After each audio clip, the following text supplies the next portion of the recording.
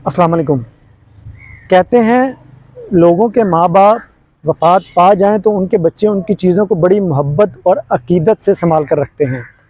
ये मेरी माँ की चारपाई थी, ये टीवी मेरे अब्बा फ़लाँ जगह से लेके आए थे, ये खुंडी मेरे माँ बाप जो है ना वो इस्तेमाल करते थे, हुक्का इस्तेमाल करते थे, घड़ी वगैरह हो गई, मतलब वगैरह वगैरह मुख्तलिफ़ चीज़ें जो हैं।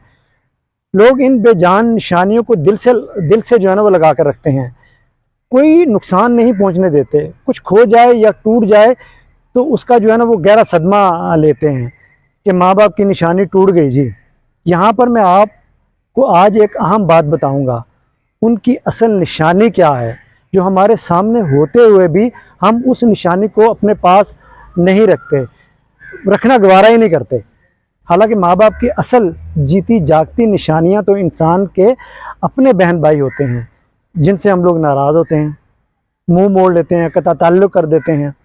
हम ज़रा सी बात से जो है ना वो नाराज़ हो जाते हैं। हम ज़रा नहीं सोचते कि ये हमारे वालिदैन के कितने महबूब थे। यार ये मेरा छोटा भाई कितना महबूब था, बड़ा भाई कितना महबूब था, ठीक है, ये बहन कितनी प्यारी थी, ठीक है। असल निशानियाँ तो आपके बहन भाई हैं, उन्हें दिल से लगा कर नहीं रखते।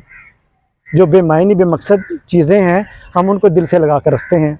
माँ बाप की कोई चीज़ टूटने नहीं देते, लेकिन अक्सर अपने रवैये से अपने माँ बाप के जाए का जो है ना वो दिल जो है ना वो किरची किरची कर देते हैं। बाज़ औक़ात तो उन बेजान चीज़ों की वजह से बहन भाई आपस में झगड़ रहे होते हैं, ठीक है। है मेरी वालिदैन से मोहब्बत निभाने का असल तरीका तो ये है कि आप अपने बहन भाइयों से ताल्लुक़ जोड़ कर रखें, इख्तलाफात के बावजूद कता ताल्लुक़ ना करें।